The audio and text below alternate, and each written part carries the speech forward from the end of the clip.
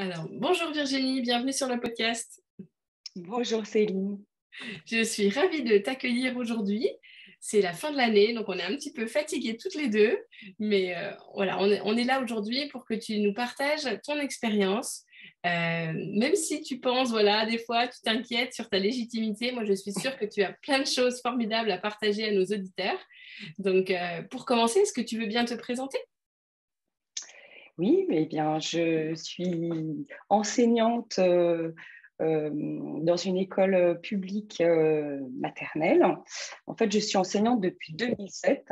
C'est une reconversion.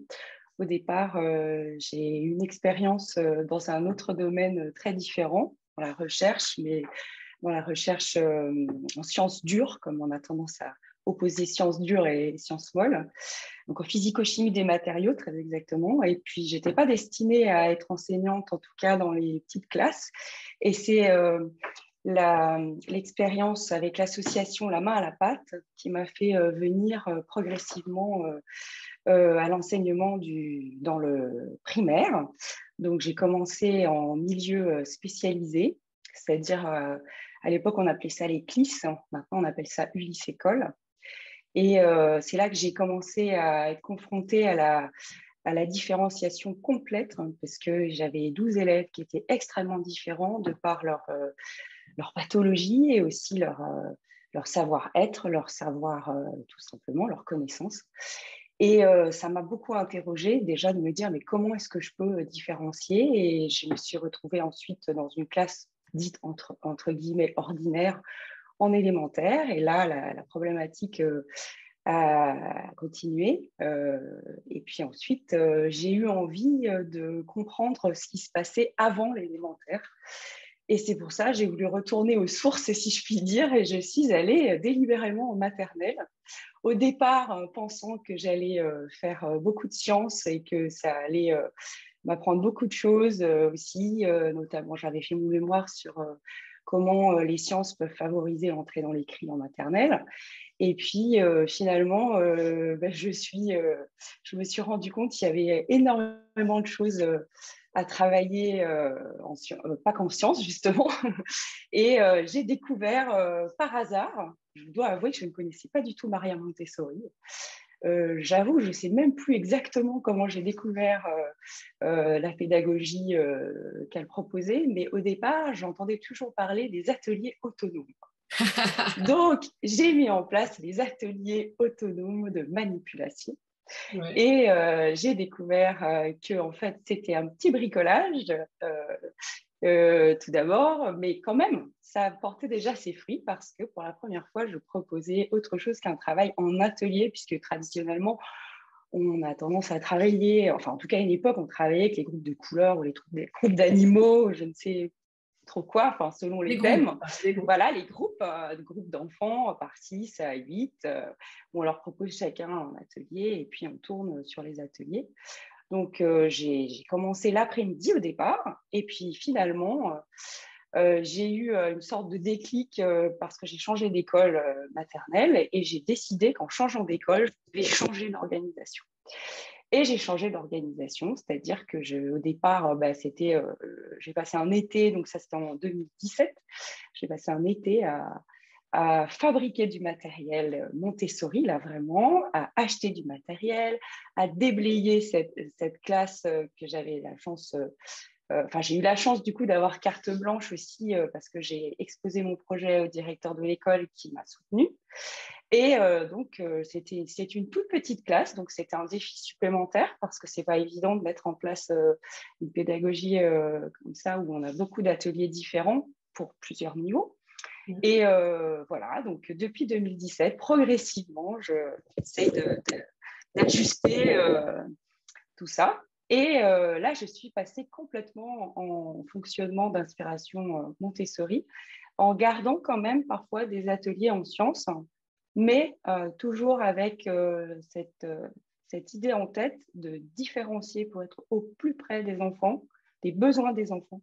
Et plus récemment, quand même, parce qu'il m'a fallu du temps, vraiment respecter le fait que les enfants puissent être libres de leur choix et enlever toutes les contraintes qu'on a tendance à fixer aux enfants sans même s'en rendre compte, de par, je pense, l'éducation qu'on a reçue.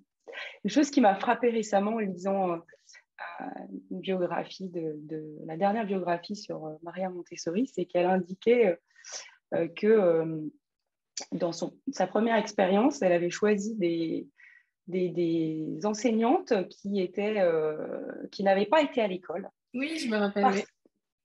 parce qu'elle ne souhaitait pas finalement, allez, je vais dire polluer, c'est un mot peut-être un peu fort, elle ne souhaitait pas que ces personnes soient polluées et polluent l'ambiance de classe. Alors, c'est peut-être un peu fort comme terme. N'empêche que moi, je me suis rendu compte que j'avais beau avoir du beau matériel, et bien, ce n'était pas pour autant que je pouvais faire du Maria Montessori parce que j'avais besoin de changer ma posture. Et c'est effectivement, pourtant, je l'avais lu en lisant notamment Céline Alvarez, son premier livre, Les lois naturelles de l'enfant. Vraiment, elle présente l'enfant comme on doit, à mon sens, le percevoir, comme on doit le comprendre. Elle nous présente comment nous, on doit le respecter. Marguerite Morin aussi, dans son livre, qui m'a beaucoup aidée quand j'ai installé ma classe aussi, elle disait que c'était évidemment l'organisation est très importante, mais c'est aussi et surtout peut-être la posture de l'enseignant qui compte.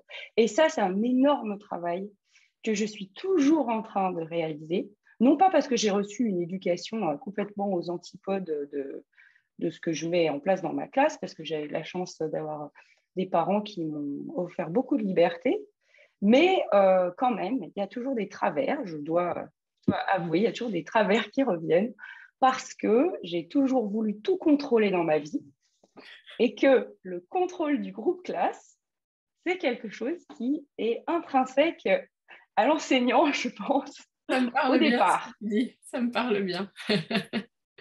Voilà.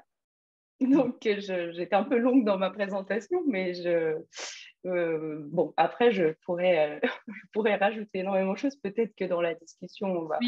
on va approfondir toutes ces notions. C'est vrai que moi, je suis encore en recherche, hein, je dois dire, mais pour témoigner, je trouve que ça porte ses fruits déjà, vraiment. C'est-à-dire que ce positionnement il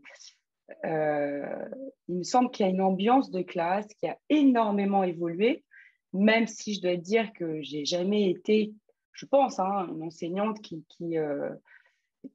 contraignait complètement les enfants. Il faut quand même bien dire que les programmes, en tout cas en élémentaire, les programmes et la pression sociale, on reçoit aussi la pression des parents, toute cette discussion autour des notes et tout ça, c'est quelque chose que j'ai beaucoup ressenti en arrivant. Moi, j'avais une voie tracée académique, je ne connaissais pas tout ça en fait. Et je ressentais tout ce poids.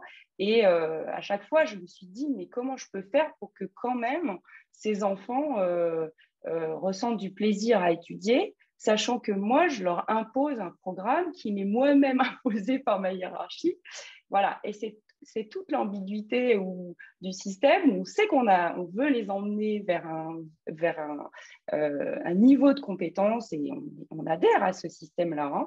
Mais comment le faire? Et c'est là qu'entre en compte la liberté pédagogique et le travail sur sa posture, en fait, et je crois que c'est Caroline Sost qui a fondé l'école Living Living School. School, qui dit qu'il faut toujours avoir nos propres repères intérieurs. Et en fait, c'est déjà ça, c'est nous-mêmes. Euh, on sait ce qu'on attend de nous et il faut qu'on arrive à construire tout ça pour qu'on soit en phase avec l'institution et avec ce pourquoi on est profondément convaincu, à savoir que l'enfant, c'est vraiment le petit de l'homme et que il n'est pas inférieur à nous. Il n'est pas là pour qu'on lui remplisse la tête. Il est là parce que il a tellement d'enthousiasme que nous, on peut l'aider on est là pour le guider en fait, plus que pour le contraindre. Voilà, c'est ma philosophie d'enseignement, mais je n'y arrive pas tous les jours parce que c'est très beau de dire ça. Seulement, quand on est confronté à un enfant qui est dans le refus pour des raisons qui lui appartiennent, parfois, je ne suis pas contente des mots que j'ai trouvés parce qu'à posteriori, je ne les ai pas trouvés assez justes et que je n'ai pas su répondre, je n'ai pas su comprendre son besoin. C'est c'est cette ambivalence de se dire il faut qu'on fasse comme ça, mais en fait, le passage à l'action est parfois plus compliqué, enfin, surtout plus compliqué que la théorie, on va dire. Mais le travail sur la posture, à mon avis, ça sera le travail de toute une vie. On n'aura jamais fini, en fait. Et on va progresser, s'améliorer, mais je vois ça un peu comme un chemin. Et j'ai l'image là d'un chemin qui n'a pas de fin. Là, on ne voit pas le bout. Et voilà, c'est ça. Enfin, d'un autre côté, ça serait un peu triste si on était déjà arrivé au bout du chemin. Qu'est-ce qu'on aurait à apprendre? Oui, et puis il y a une richesse dans l'enseignement que je n'ai pas forcément trouvé dans le travail que je faisais avant. C'est que face à nous, on a des individus Ouais. et que ces individus sont différents, même si là, j'ai la chance de les garder pendant 3 ans, puisque je suis en fonctionnant petit, moyen, grand. Euh, c'est cette richesse, en fait, qui nous est proposée et toutes les situations du quotidien qui nous font avancer sur ce chemin, comme tu dis, sans on va dire, sans pancarte arrivée. Mais c'est vrai que je me suis aussi un petit peu écartée de l'enseignement. Enfin, du moins, j'ai élargi cette posture à toutes les situations de ma vie quotidienne, en fait. J'ai par exemple des trajets en métro qui sont très longs. Et souvent, assez récemment, après le confinement, il faut bien dire que j'ai été confrontée à des situations où je sentais bien qu'il y avait des personnes qui étaient vraiment mal, en fait, qui avaient besoin certainement d'être respectées et qui étaient très agressives. Et je me suis, enfin, peut-être qu'il y a pas si longtemps que ça m'aurait agacée et je me serais encore plus énervée que la personne. Mhm. Et maintenant, j'ai tendance à me dire, mais quel est son besoin je sais, en fait, la transformation de la posture, comme tu dis, c'est toute une vie, mais ça ne s'applique pas qu'à son métier d'enseignant. C'est ça, tu es la même personne, donc ça ne s'arrête pas à la Mm. classe. Quand tu sors de la classe et dans ton quotidien, ça a un impact aussi, quoi. Voilà. Mais après, encore une fois, c'est très, très, très, très long. Je crois que c'était Marguerite Morin dans son livre qui disait, je ne suis pas tout à fait sûre de moi, hein, il lui avait fallu 5 ans. Ou alors c'est une autre enseignante qui avait témoigné, je suis désolée si je me trompe de personne pour citer, mais en tout cas, qu'il lui avait bien fallu 5 ans, rien qu'au sein de la classe, pour Mhm. arriver à modifier sa posture. Mhm. Donc, je m'étais fixé ça comme objectif déjà, parce que moi, j'ai besoin d'avoir comment dire, des limites, enfin pas des limites, mais des points, des échéances, voilà, des Ouais. échéances pour avancer. Et puis peut-être aussi parce que comme ça me permet de mieux contrôler ma vie, hein, toujours ce problème de vouloir tout contrôler. Donc je me suis dit, allez, 5 ans quand même. Mais si Et c'était en 2000... Oui, pardon, vas-y. Pardon, non, je non, t'ai non, vas-y, coupé. Si t'écoute. c'était en 2017, on est en 2022. Donc, Ben voilà, c'est ce que j'allais dire. J'allais dire que justement, 5 ans après, je fais un premier bilan. Et d'accord. alors, qu'est-ce qui s'est passé? J'ai effectivement changé plein de choses dans ma posture et notamment, j'ai beaucoup, beaucoup lâché prise. C'est-à-dire que le fait d'avoir une toute petite classe, ça présente un avantage. euh, Enfin, ça présente des inconvénients, ça c'est clair, hein, mais ça présente aussi un avantage, c'est qu'on voit tout quand elle est bien organisée. Alors, du coup, au niveau de la sécurité, je vois tout ce qui est susceptible d'être dangereux ou presque, attention, Mm. peut jamais être partout, mais quand même, j'arrive à très très bien les observer aussi, même en étant avec un enfant parfois que j'accompagne, une fois que j'ai fait la présentation, j'arrive quand même assez bien à voir un peu l'ambiance de la classe. Justement, si jamais il se produit quelque chose qui est absolument pas grave, par exemple, un enfant qui s'amuse avec l'eau, qui en fait déborder partout, qui finalement détourne un peu l'atelier, mais dans un enthousiasme, un plaisir tel que c'est vrai que ça peut faire plaisir à voir. Bon, avant, je pense que je me serais arrêtée de faire ce que j'étais en train de faire, je me serais précipitée pour l'aider à éponger, lui dire que là, ce n'est pas exactement ce qui est attendu, etc. Et là, maintenant, j'avoue qu'avec fierté dans mon bilan, pas toujours, hein, mais je suis capable de le laisser continuer et même d'observer comment cette situation va se finir, va aboutir. Et bien souvent, ça se finit comment il essuie tout seul, ou il y a un copain qui vient l'aider. Et donc, voilà, c'est aussi ce lâcher-prise qui leur permet de progresser. Enfin, ça c'est très, très positif. Après, c'est sûr que j'ai commencé avec certains enfants qui prenaient les barres rouges et qui tapaient sur la tête des autres enfants. Là, c'était une autre problématique. C'est sûr. Voilà. Donc, je ne vais pas non plus idéaliser toutes les situations, mais allez, je vais dire que je peux être fière, non, parce que parfois, ça fait du bien de se le dire, d'avoir un petit peu progressé dans mon lâcher-prise.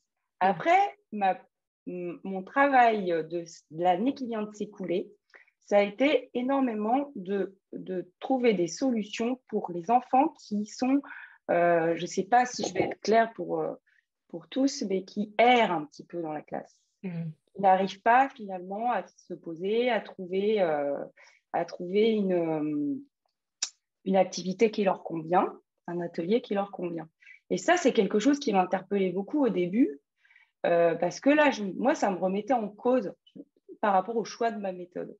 Et finalement, le fait de savoir faire un choix, il y a des adultes qui n'y arrivent toujours pas, et bien, on demande à un enfant si jeune de faire un choix. Enfin, en fait, quand on réalise, je me suis dit, mais comment tu as pu…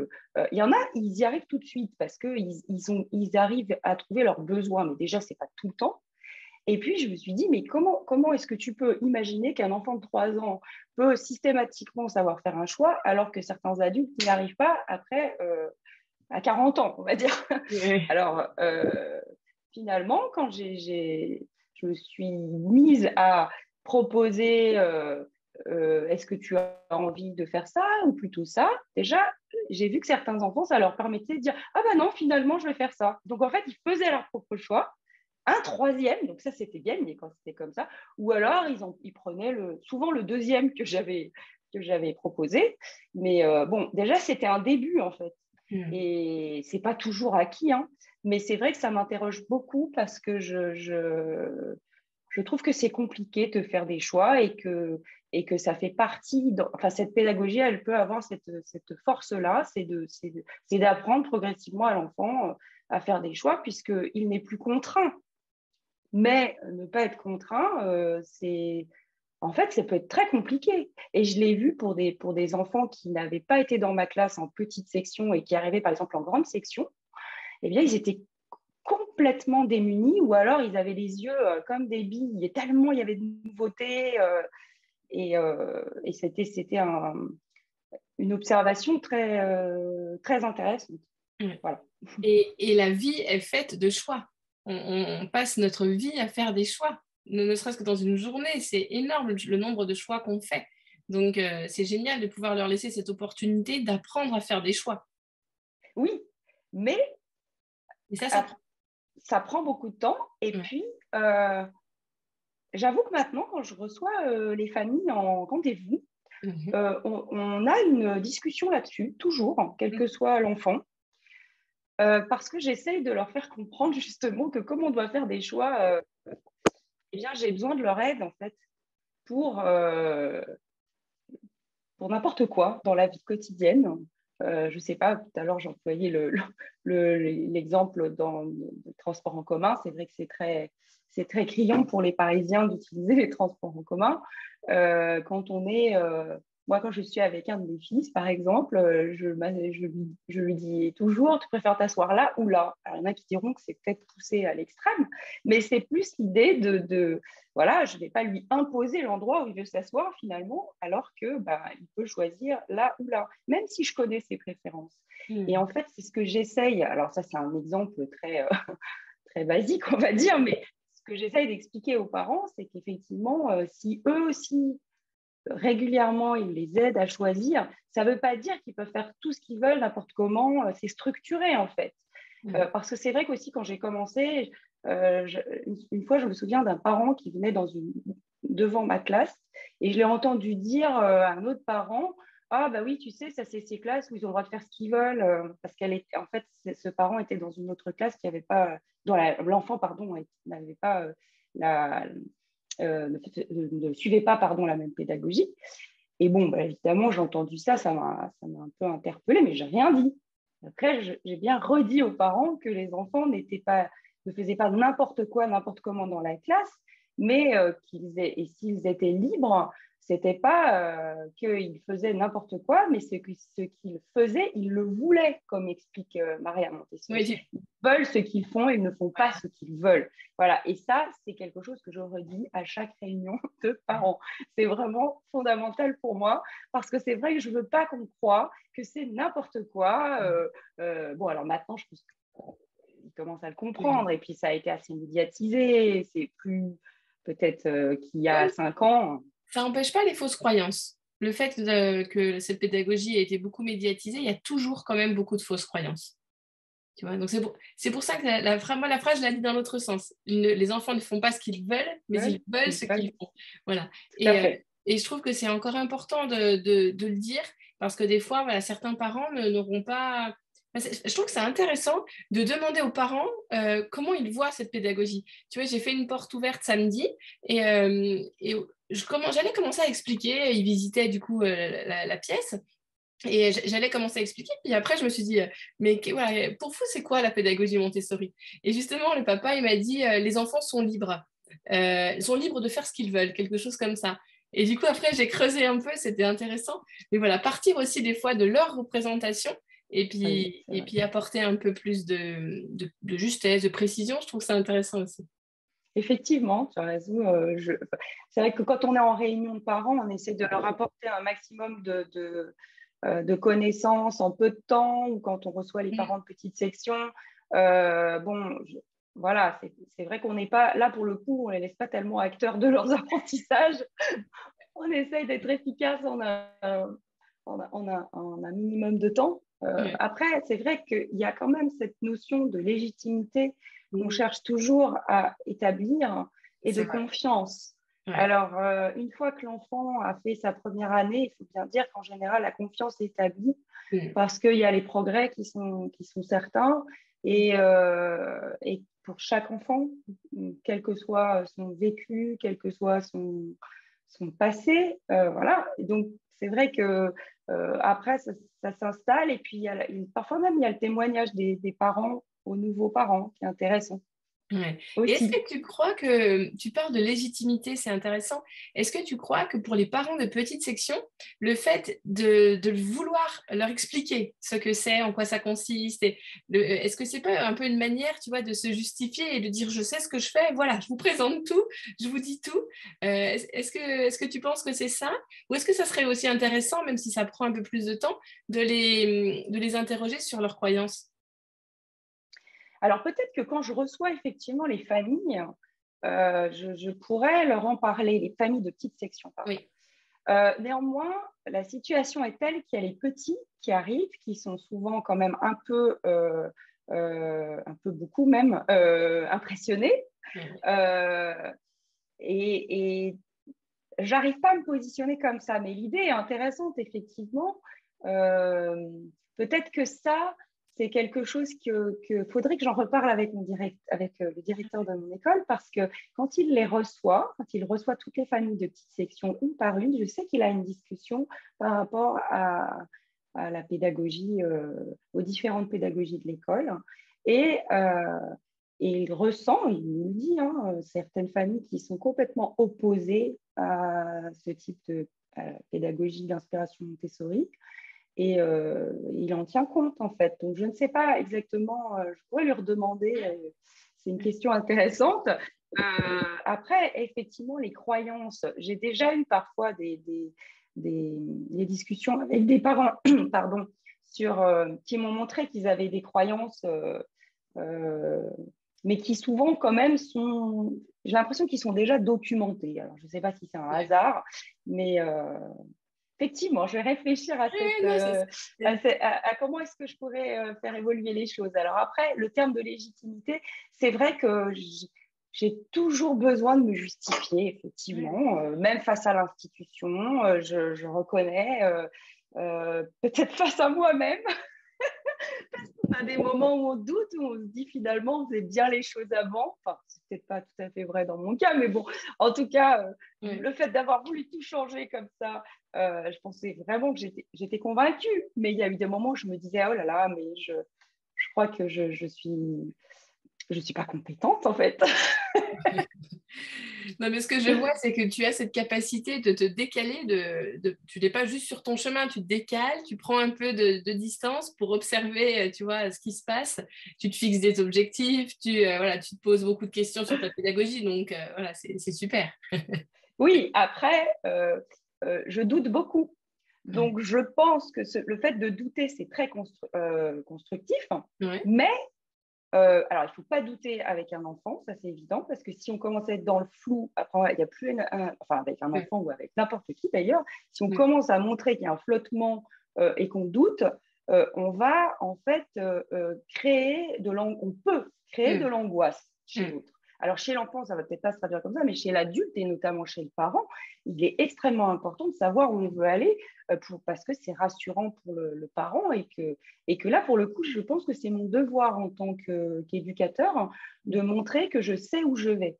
Mais pour moi, qui suis toujours en recherche et qui doute, parfois, effectivement, je m'éloigne peut-être un peu trop et j'ai besoin de me rassurer. Voilà, Ouais. donc c'est toujours ce contrôle. Je me reconnais en toi sur plein de choses. Et j'ai plein de questions à te poser. Je voulais pas t'interrompre, mais du coup, voilà, j'ai pris quelques notes pour pas les oublier. Tu dis que ta classe est petite. Est-ce que tu pourrais nous dire à peu près tes mètres carrés? Alors, il paraît, parce qu'on a regardé sur un plan de classe, enfin le plan que j'ai 45 mètres carrés au sol. D'accord. Après, ça ne va pas forcément parler beaucoup aux personnes, on va dire. Disons que je pense que de ce que j'ai vu dans les autres classes d'inspiration Montessori, c'est à peu près la moitié. Hmm. Voilà. Donc, c'est une classe qui est très petite et celle que j'avais avant était bien plus grande. Mais j'étais pas, enfin, à l'époque, j'avais beaucoup plus d'espace pour mettre des coins, par exemple, les coins jeux et tout ça, Hmm. c'était très chouette. Mais là, vraiment, j'ai pas beaucoup d'espace. Ceci dit, à force d'optimisation, parce qu'il y a une chose qui est importante, c'est que lorsque on veut se mettre au niveau de l'enfant, il faut que tout soit à son niveau, à sa hauteur. Et Hmm. donc, on ne peut pas gagner sur la hauteur comme on a tendance à faire dans un petit espace pardon, qu'on voudrait meubler, un petit studio. Voilà. Ouais. Donc, j'ai trouvé quelques artifices, notamment, j'ai trouvé un marchepied qui, en fait, est en bois, mais qui permet de poser des plantes, normalement. C'est un marchepied qui est très stable, mais qui, du coup, a une marche, enfin deux marches plutôt, et qui permet à des enfants, même de petite section, de monter un peu plus haut. Et en plus, ils sont autonomes. Et alors, il est un petit peu lourd, mais parfois, ils se mettent à deux. Ils sont drôles pour porter le marchepied. Et quand, effectivement, il y a quand c'est un peu en hauteur, mais je limite, hein, évidemment, genre, Hmm. il y a des endroits où j'ai réussi quand même à, à pallier le problème. Hmm. Après, ce qui en prend un coup, si je puis dire, c'est tout ce qui est activité artistique. C'est-à-dire qu'en fait, j'ai un coin je fais très peu de plateaux artistiques qui restent. C'est-à-dire que je propose régulièrement des nouveaux, mais j'ai pas une progression qui reste vraiment en place et qui permet beaucoup de choix. Voilà, ça reste très, très limité. Mais finalement, quand je les observe, pas l'impression qu'ils s'en lassent parce que je propose aussi des activités.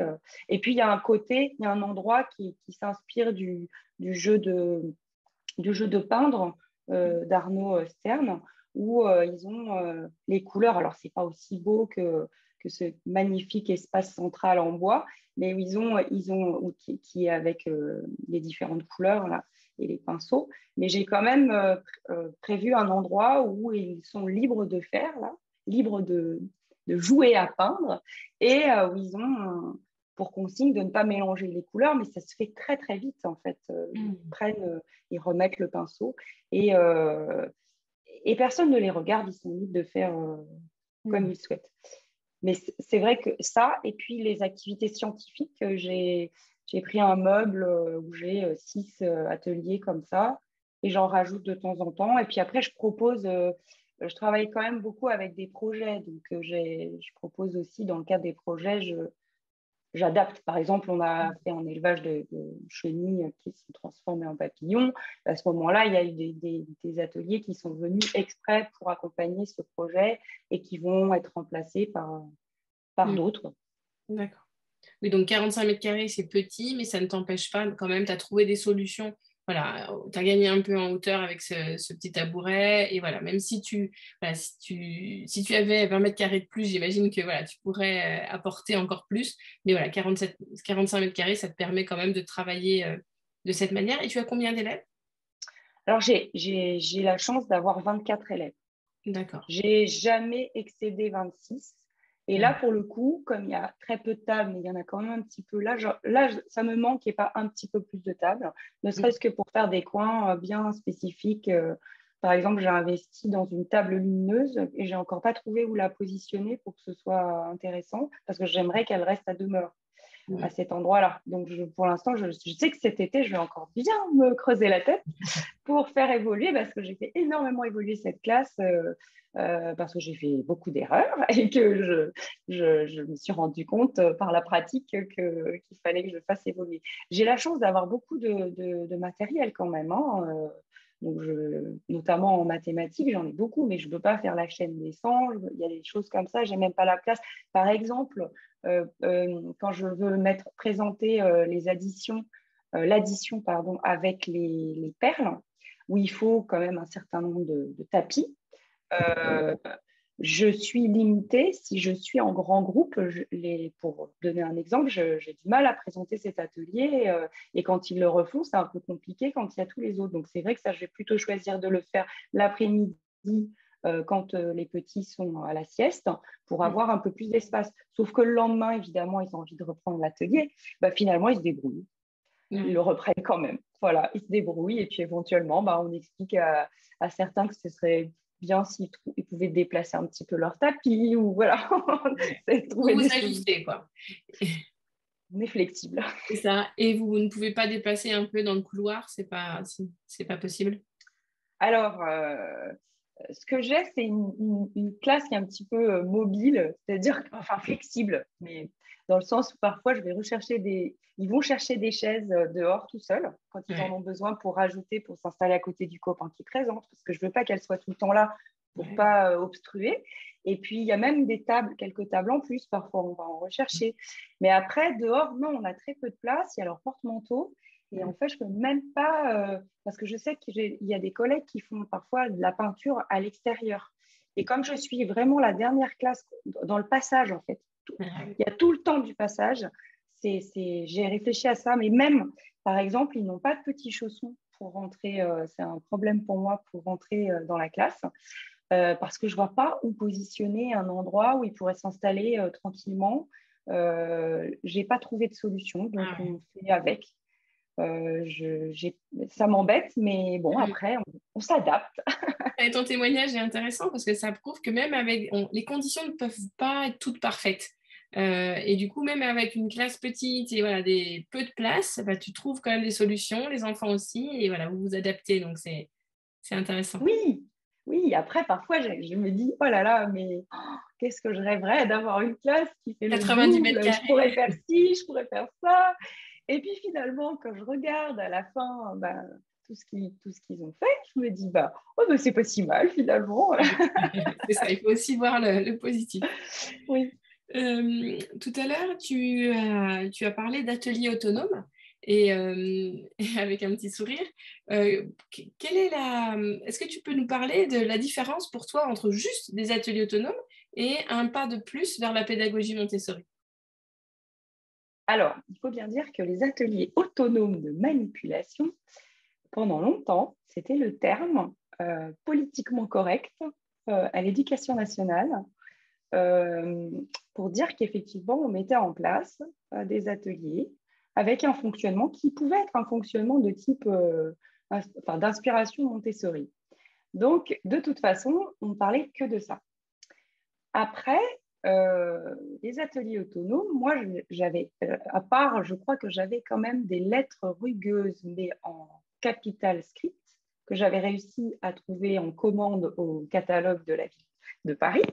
Sinon, c'était des choses que j'avais construites de toutes pièces, mais qui n'avaient rien à voir finalement avec du matériel Montessori. Et c'était surtout des ateliers de vie pratique. Donc ça, éventuellement, c'est quelque chose après que j'ai pu réinvestir. Bon, j'ai eu l'impression d'avoir fait beaucoup d'expériences en fait avec ces premiers enfants en faisant ces petits ateliers autonomes de manipulation. Mais ça me donne l'impression que c'était du bricolage parce que, par exemple, ce qui est préconisé, c'est d'être au plus près de la réalité, des choses qui cassent. Non pas qu'on veuille absolument qu'ils cassent tout et qu'ils se confrontent à ça, mais bon, moi j'avais des choses en plastique, j'avais des petites choses qui poursuivaient des objectifs très, très, très, très clairs, hein, mais il n'y avait pas de, comment dire, d'ensemble de cohérence, de vraie cohérence. Après, j'avais vraiment déjà réfléchi à un coin plus mathématique, un coin plus, j'avais même mis des codes couleurs, un coin plus écrit, un autre qui était plus manipulation, vie pratique. Mais ça n'avait rien à voir parce qu'on n'était pas dans la cohérence. Et encore une fois, je pense qu'il n'y avait pas forcément la posture. Ouais. C'est-à-dire quand même, juste pour préciser ce petit point-là, je me souviens d'avoir été inspectée et d'avoir présenté ça. Ça avait beaucoup plu à l'inspectrice parce que j'ai bien compris que c'était à l'après-midi et que c'était en complément. Et j'avais un petit livret pour chaque enfant avec la photo, les objectifs poursuivis, donc un livret après que je transmettais aux parents. Hein. Et à chaque fois que l'enfant prenait, alors là j'avais décidé que c'était un point d'appui pour l'enfant aussi quand il ne savait pas lequel choisir, il allait regarder là où il n'avait pas encore collé sa gommette, il collait une gommette quand il avait fait. Ce que j'avais choisi, c'est qu'il n'y avait pas un nombre de fois limité pour coller une gommette. Donc j'avais quand même gardé cet esprit de dire, il n'est pas obligé de faire tous les ateliers, il peut faire 50 fois le même atelier s'il a envie. Mais si jamais il ne sait plus quoi faire, eh bien, il peut aller regarder quel atelier il n'a encore pas choisi pour s'entraîner.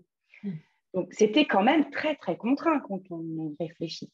C'était pas du tout la même façon. Enfin, c'était une première approche. Après, c'est toujours pareil. Dès le début. C'est un chemin. Hein.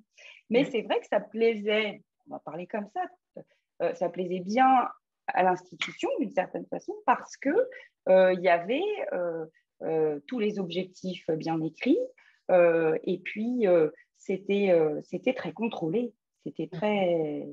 Il y avait déjà une forme de liberté dans la contrainte. Et comment tu es passé, voilà, tu as fait un pas ou deux ou trois pas supplémentaires.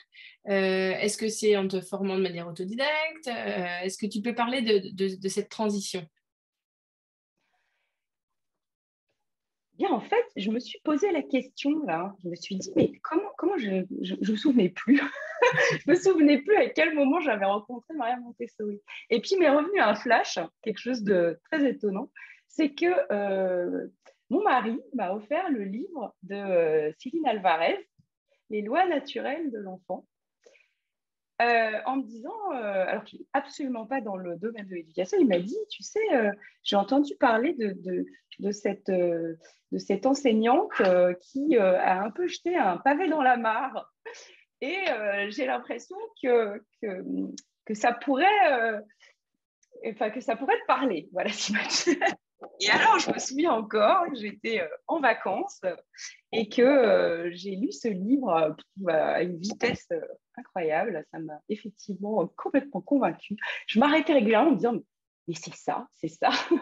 Et puis, et puis voilà. Et puis alors après, donc ça, c'était bien avant. Hein. Enfin, c'est bien avant. C'était 2016, je crois qu'elle a écrit ce livre. Je ne me souviens plus, 2015.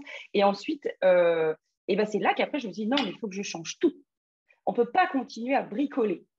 Et j'ai fait ça complètement de manière autodidacte au départ. Alors, j'ai lu quelques livres de Maria Montessori et j'ai beaucoup regardé, visionné ses vidéos.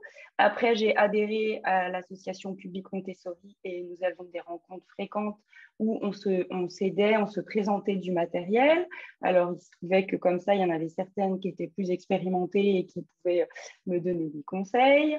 J'ai suivi quelques formations très courtes, voilà. Mais comme tu le sais, hein, je ressens le besoin d'encore plus de formations, même si j'ai l'impression que je suis... Alors, ça doit être aussi parce que je suis scientifique de formation, donc j'ai l'impression que c'est très scientifique, il faut que ça soit très carré pour que ça soit bien fait.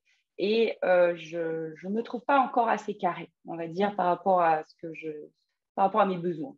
Donc, je crois que je vais pousser encore les choses. Mais pour répondre à ta question peut-être de façon plus courte, excuse-moi, je vais peut-être un peu trop long. C'est autodidacte au départ, enfin avec quand même un peu de lecture scientifique, hein, et puis d'autres lectures, hein, des lectures plus en neurosciences. Bon, voilà, j'ai les neurones de la lecture, par exemple, de Anne. Enfin, il y avait d'autres choses qui m'interpellaient. Hein. Et puis même, quand j'étais en élémentaire, je me suis un petit peu frottée à la pédagogie Freinet, j'ai essayé ceinture de comportement. Enfin, je me rendais compte que de toute façon, je n'arrivais pas à faire comme ce qu'on m'avait dit de faire à l'IUFM. En fait. J'avais un petit truc, mais je suis peut-être partie un peu dans tous les sens, on va dire. Et donc, il y a un mois et demi, tu as rejoint aussi ma formation. C'était il y a un mois et demi à peu près. Qu'est-ce qui t'a donné envie, en fait, de t'inscrire par rapport à tout ce que tu avais déjà fait en amont? Justement, ce besoin de me poser, de réfléchir et de créer, encore une fois, je pense de créer un lien avec tout ce que... de créer un lien dans tout ce que je fais.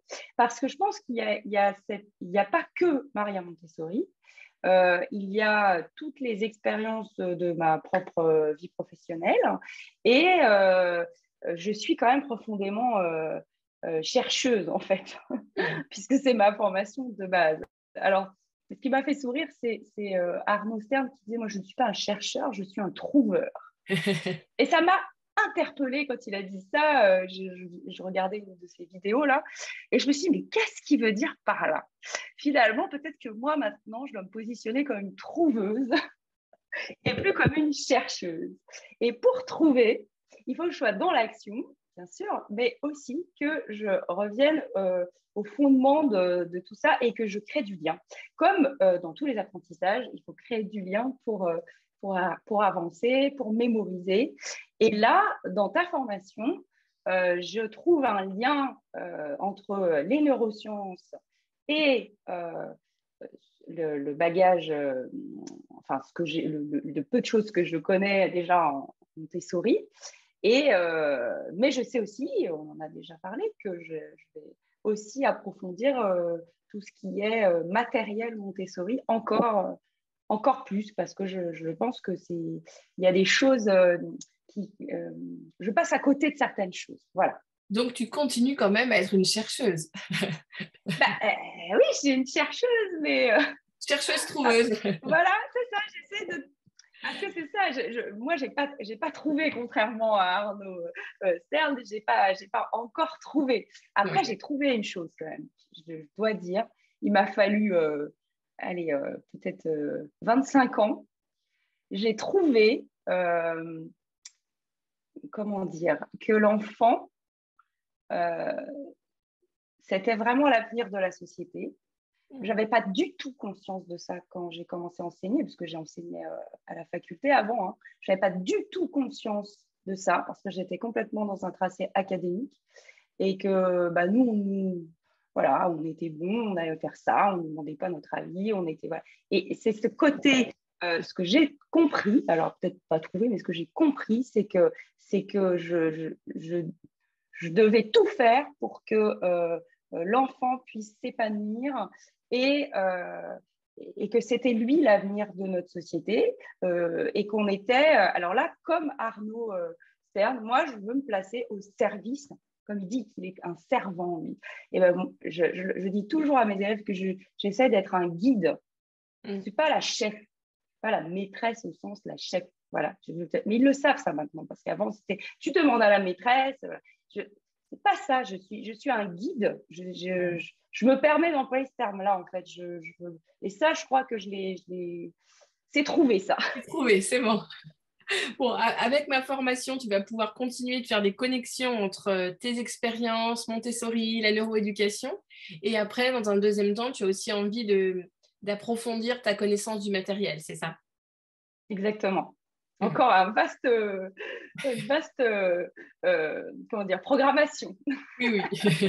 Tout en étant très, très proche du concret, hein, parce que effectivement, la classe, ça demande beaucoup de préparation et beaucoup de recherche pour améliorer les choses, et notamment quand on a des grands qui dépassent le stade des 5 ans et qui commencent à rentrer dans une pédagogie plus adaptée aux 6-12, ben, j'avoue que je suis parfois un peu démunie parce qu'eux, ils recherchent autre chose.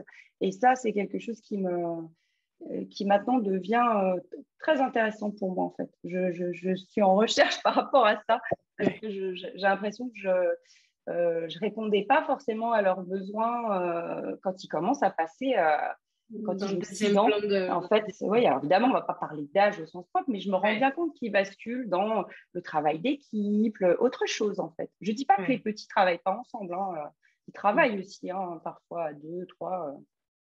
Bon, si tu choisis d'approfondir ta compréhension du matériel avec la formation des RAM, on se retrouvera pour le module de maths, du coup. Je sais, et j'en suis ravie. Si je peux Euh, témoigner d'ailleurs, je suis très contente de l'information que tu proposes parce que justement, il y a une flexibilité par rapport à la programmation quand on a un quotidien un peu chargé, hein. Donc, c'est vrai que si on ne peut pas pendant, je ne sais pas, 15 jours travailler, qu'on a besoin de laisser reposer aussi, ben, on peut se permettre ça. On peut travailler 3 thèmes comme ça m'est arrivé en une journée. Enfin, voilà. Et ça, c'est très intéressant. Et après, c'est vrai que j'ai l'impression quand même que en tout cas en ce qui me concerne, tu me mâches pas mal le travail d'une certaine façon. Parce que au moins, toutes les pistes que tu fournis, je vais peut-être plus vite à l'essentiel. Après, je lis plein de choses, mais j'apprécie beaucoup euh, d'avoir ton aide pour tirer des ficelles autrement. Je ne sais pas si je suis très claire dans ce que je dis, hein, désolée. Je vois ce que tu veux dire. Et puis là, je voulais aussi, c'est ce que je te disais par téléphone, je voulais aussi plus profiter des bénéfices d'une formation en présentiel, tout en restant à distance, chacun chez soi, et en permettant aux personnes du coup de commencer en même temps, de travailler ensemble pendant 3 mois. Et après de continuer à son rythme, mais d'avoir ces 3 mois quand même où tout le groupe travaille ensemble. Donc ça, je pense que ça va me permettre voilà, de profiter de l'apprentissage entre pairs qui est vraiment trop important. Et, voilà. C'est vrai. C'est vrai que ça, parfois, ça peut être compliqué, mais après, ça dépend des caractères aussi, hein. Mm, C'est-à-dire qu'avoir des échanges, on avance plus vite. mm, Après, de mon point de vue, mais ça, c'est parce que j'ai toujours travaillé comme ça. Moi, je suis très solitaire et au bout d'un moment, j'ai besoin forcément de partager pour voir si je vais dans la bonne direction. Mais j'ai besoin de faire un travail, d'intérioriser. C'est ce que je disais tout à l'heure, ces fameux repères intérieurs. mm, Je ne pourrais pas échanger si je n'ai pas d'abord intériorisé les choses parce que je ne me sentirais pas à l'aise. mm. Sachant que si on n'est pas à l'aise dans ces positions, on ne peut pas argumenter et on ne peut pas progresser ensemble. Je le vois comme ça aussi parce que c'est encore une fois une question de confiance en soi qui fait que on peut pas. C'est comme quand on travaille en groupe, à un moment donné, chacun doit travailler individuellement. Voilà. Oui, Mais de toute façon, je comprends bien que c'est dans ce sens-là ce que tu proposes. oui, On c'est les deux. travaille chacun et puis Mm. après, et ça, c'est très riche, l'apprentissage entre pairs. Ça, je suis tout à fait d'accord avec toi. Un peu comme la classe inversée, tu vois, on prend le temps de réfléchir vraiment, avoir une compréhension profonde, et après on échange. Enfin, voilà. Mm. Et tout à l'heure, au moins une fois, mais je crois à deux reprises, tu as parlé de méthode. Est-ce que, du coup, j'aimerais avoir ton point de vue là-dessus. Est-ce que pour toi, la pédagogie de Maria Montessori, est-ce que tu as utilisé le mot méthode un peu comme ça, sans le vouloir, ou est-ce que c'était volontaire? Non, c'est pas. Enfin, elle voulait pas justement qu'on parle de méthode, Maria Montessori. Euh, Elle voulait même pas qu'on parle de pédagogie finalement, parce que elle, c'était vraiment son. Elle était convaincue qu'il fallait changer les choses, encore une fois, qu'il fallait changer pour une éducation à la paix. Alors, la méthode, c'est plus.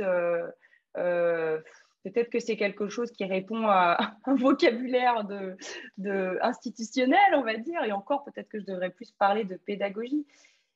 Mais je me sens pas à l'aise avec cette idée de pédagogie Montessori, en fait. J'arrive pas à me sentir à l'aise parce que je pense que c'est plus profond que ça. Encore une fois, on revient à cette idée de posture. Et en fait, on peut très bien avoir une posture montessorienne en n'utilisant pas le matériel Montessori ou peu. Enfin, en fait, je crois ça. C'est pour ça que j'ai longtemps hésité à transformer. Enfin, c'est devenu une évidence après. Mais effectivement, peut-être que le mot méthode, je ne me souviens plus à quel moment je l'ai employé, mais euh, c'est peut-être pas le mot le plus approprié pour parler de ça. Après, quand est-ce qu'on parle de ce mot méthode finalement? Ça peut être une méthode d'apprentissage. On le voit au collège, Mm. au lycée, on va dire bah, j'utilise telle méthode, tel livre. Voilà. Donc, est-ce que c'est dans le sens où il y a une conduite, un fil conducteur? Voilà, peut-être c'est ça. Voilà, c'est dans le sens où c'est un fil conducteur et qu'on doit toujours ne jamais perdre de vue le sens qu'elle a voulu donner. Mm. C'est ça. Donc, c'est réducteur le mot méthode, on va dire. Merci d'avoir souligné ce mot qui était peut-être mal employé, on va dire, ou qui peut être mal compris. Oui, oui, voilà, j'avais envie de creuser un peu pour Ouais. voir ce que tu mettais derrière. Et si un enseignant ou une enseignante là, nous a écoutés jusqu'au-là et se dit, ah ouais, ça me fait envie, mais moi je peux pas, je suis pas, je saurais pas faire. Qu'est-ce que tu auras envie de lui répondre? J'ai envie de lui répondre que ça ne va pas se faire comme ça d'un coup et que ce serait même très compliqué de vouloir tout transformer d'un seul coup. Donc, il faut y aller progressivement et que c'est par l'expérience qu'on avancera. Mais même si c'est chaque année un tout petit peu plus vert, c'est déjà énorme en fait. Je pense que commencer par des moments dans une journée, enfin ce que moi j'ai fait en fait, commencer par des petits moments dans une journée pour expérimenter et se rendre compte que ça apporte ça et ça comme bienfait pour l'ambiance de la classe. Et puis progressivement, je ne l'ai peut-être pas souligné ça, en fait on ressent un bien-être personnel qui qui apporte une motivation énorme en fait, et qui fait qu'on continue toujours plus à transformer les choses. C'est ça. C'est- ça nous apporte beaucoup de bonheur aussi. Hein. C'est un peu égoïste ce que je dis, mais si on n'a pas, si on ressent pas des choses plaisantes pour soi, Oui. peut-être que enfin, ça peut être aussi un argument pour l'enseignant qui entend ça, c'est que ça apporte beaucoup et on se sent beaucoup moins fatigué le soir et on a l'impression, enfin moi j'ai du sens, je mets du sens à ce que je fais et j'ai l'impression ma petite échelle que j'apporte quelque chose. Ouais. Donc tu contribues au plein épanouissement affectif et cognitif des enfants et le tien aussi du coup, qui est Ah, je le dis, essentiel. oui, c'est un peu égoïste, mais oui, Mais non, c'est pas effectivement. égoïste, c'est important. Être heureux et prendre du plaisir à faire ce qu'on fait, bah voilà, plus on prend du plaisir, mieux on le fait, plus on a envie d'avancer C'est et on ça, peut. voilà. Après, je dis pas qu'il n'y a pas des jours où je suis comme tout le monde, un peu fatiguée, un peu découragée même, voilà. Mais dans l'ensemble, surtout qu'on sort d'une période compliquée quand même, hein, avec les confinements, etc. Et ben, quand on fait le bilan, on se rend compte que c'est ce moteur-là, ça a été énorme pour continuer à avancer et croire, toujours croire dans ce qu'on fait. En fait. Ouais, c'est vraiment une belle conclusion. Donc, je ne sais pas si tu veux rajouter d'autres choses avant que je te pose les 3 questions habituelles pour terminer l'épisode. Est-ce que... Non, je pense que j'ai déjà beaucoup parlé.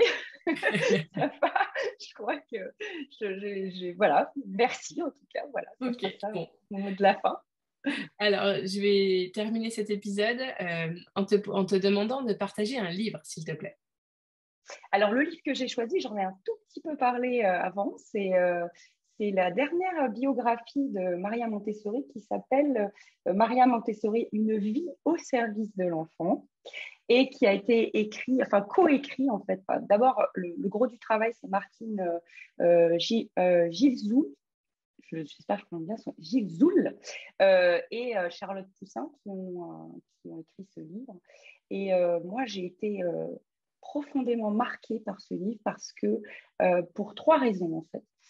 La première, c'est que je me suis dit que cette femme, effectivement, elle avait, donc Maria Montessori, bien sûr, elle s'était battue toute sa vie. Elle avait bien sûr un destin absolument remarquable, hors du commun.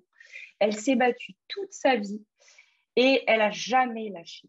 Et il y a une chose, moi, que je retiens, c'est que rien n'est jamais acquis. Alors ça, c'est pas très positif, mais à chaque fois qu'elle pensait, je pense inconsciemment peut-être, elle se disait, ça y est, voilà. Et ben, paf, ça repartait, elle resubissait des attaques ou du moins, ils étaient plus d'accord. Voilà, donc il y avait ça. Et puis, elle était toujours très, très convaincue qu'elle pouvait changer la société. Et moi, je me dis que même si je fais le quart du 8e de ce qu'elle a fait dans sa vie, je serais déjà très, très fière de moi, on va dire. Et je trouve que c'est motivant, c'est vraiment motivant. Et moi, j'ai une question à poser à l'issue de ce livre. En fait, elle a été 3 fois nommée pour avoir le prix Nobel de la paix entre 1949, je crois, et 1951. Et je me suis posé la question, que se serait-il passé si cette femme avait reçu le prix Nobel de la paix? Elle ne l'a jamais reçu. Pourquoi elle ne l'a jamais reçu? Parce que de ce que j'ai compris, à l'époque, au sortir de la Deuxième Guerre mondiale, on a privilégié finalement ceux qui avaient fait quelque chose pour aider les victimes de la guerre et combattre l'organisation, enfin aider aussi à ce que l'humanité se relève après ça. Mais personne n'a pensé à ce qu'on pouvait faire avant, en amont, pour éviter la guerre. Oui, donc on était plus dans la réparation que dans Que dans l'anticipation, la... la construction. Exactement. Ouais. Voilà. Et moi, ça, je me dis, est-ce qu'un jour, parce qu'on est encore confronté à un conflit là actuellement, est-ce qu'un jour, on va se poser la question, la bonne question à mon sens, qu'est-ce qu'il faut que je fasse, non pas pour réparer, mais pour construire? Et il y a des tas de personnes qui se posent cette question-là, des tas de personnes, des philosophes, voilà, elle était quand même en avance, il faut bien le dire. Mais la question, elle est toujours là. Et donc, je n'aurai jamais la réponse puisque ça ne s'est pas produit et que les 3 fois, elle n'a pas eu le prix Nobel de la paix. Mais quand même, on peut s'interroger si les choses n'auraient pas été différentes, en tout cas en termes d'éducation, si elle avait reçu le prix Nobel de la paix. Voilà. Ce livre-là, il y a plein de choses, c'est extraordinaire, mais moi, c'est ça que je garde, dehors du fait que il y a une chose aussi qui m'a énormément habité maintenant, c'est le fait qu'elle introduise la notion d'obéissance. On peut se dire, c'est bizarre de sa part. Et elle dit que obéir, ce n'est pas se soumettre, c'est soumettre sa volonté propre à quelqu'un en qui on a confiance et en quelqu'un qui est capable d'accepter cette volonté parce que nous-mêmes, on sait qu'on a notre propre volonté.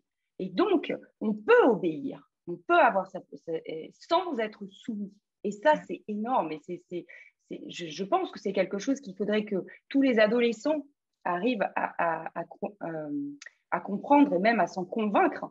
Parce que bien souvent, ils ressentent des difficultés quand on leur dit quelque chose et qu'ils sont un peu en résistance, ils pensent qu'on ne les respecte plus parce qu'on parle beaucoup de respect. Et en fait, cette idée-là de se dire que quand on obéit, on n'est pas soumis forcément, ça, c'est quelque chose de fondamental pour moi. Ouais, c'est super. Merci d'avoir partagé tout ça avec nous. Et est-ce que tu aurais aussi une citation? Ah oui, alors, cette citation, j'étais un peu embêtée parce que cet été, je suis allée visiter le château de Montaigne. C'est une chance incroyable. Je passais par là, je me suis dit, je vais visiter le château de Montaigne. En fait, de château, il ne reste plus que la tour, la fameuse tour dans laquelle il a écrit et fini ses jours et dans laquelle il a écrit les essais. Et il faut savoir que Montaigne, il a une éducation très particulière parce que pour son époque, son père déjà considérait qu'il devait étudier avec sa propre volonté, son propre désir. Et alors, il y a plusieurs personnes qui auraient dit la même chose, dont Aristophane, mais en tout cas, on attribue la citation suivante à Montaigne. Éduquer. Éduquer, c'est, je la reprends parce que je ne me trompe pas, ce n'est pas remplir des vases, mais c'est allumer des feux. Et ça ressemble quand même étrangement à la fameuse citation de Maria Montessori où elle dit c'est plutôt faire jaillir une source.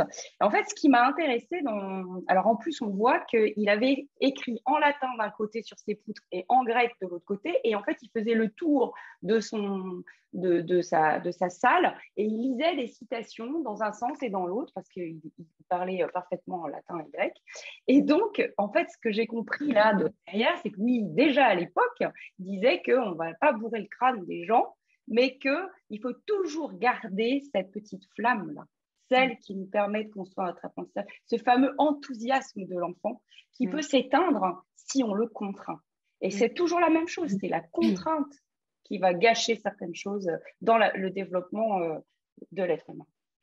Et j'imagine que tu connais la phrase, la citation d'André Stern, André, hein, le fils, l'enthousiasme est l'engrais du cerveau. Ça se rapproche un peu voilà, de ce que tu dis. Exactement.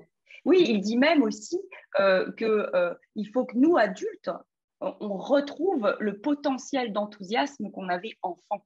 Ouais. Et ça veut dire que souvent, on l'a perdu parce qu'on a été contraint. Je ne sais pas ce qui nous a dévié de notre chemin, de notre fil conducteur, mais en tout cas, il y a des choses comme ça qui font qu'effectivement, quand on retrouve l'enthousiasme, eh ben, on a envie d'apprendre, mais à n'importe quel âge, en fait. Effectivement, je rejoins complètement André Stern là-dessus.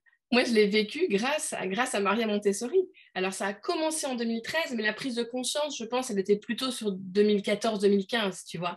Et cette petite flamme, elle s'était éteinte et elle s'est vraiment rallumée en découvrant tous ces travaux. Puis ensuite, tout ce que la neuroéducation nous offre. Et voilà, et apprendre, c'est devenu, mais encore plus, enfin, des fois même plus important que de manger. Si tu veux, je peux pas passer une journée sans apprendre parce que c'est ce qui me nourrit, en fait. C'est pas une nourriture, tu vois la différence, enfin, c'est pas... Voilà, c'est pas de la nourriture à proprement parler, mais voilà, j'ai vraiment besoin d'apprendre tous les jours et ça m'enthousiasme tellement. Et... Effectivement, quand on se rend compte de ça, quand on dit que les enfants, ils ne savent plus faire d'efforts, parce que j'entends beaucoup ça, mais je ne fais pas d'efforts.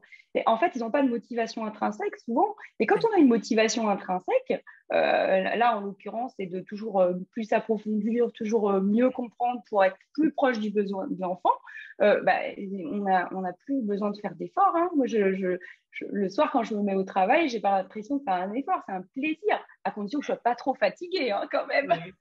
Parce que si j'arrive pas à réfléchir, là, ça devient... Moi aussi, là, je bug complètement.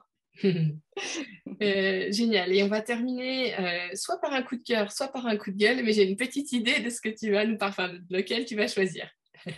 Oui, alors moi, je suis plutôt dans le coup de cœur que dans le coup de gueule parce que je pense qu'on a tellement d'occasions de négativer les choses et on n'avance plus, on va dire que là, pour le coup... Alors moi, je voudrais rendre hommage à toute une catégorie de collègues qui s'occupent des enfants qui sont plus âgés, c'est-à-dire en élémentaire et au collège et au lycée, qui travaillent dans des conditions qui sont souvent très compliquées parce que beaucoup d'élèves par classe et des contraintes de l'institution, des programmes qui sont parfois, qui leur donnent peu de liberté pédagogique, même si on dit toujours qu'on a de la liberté pédagogique.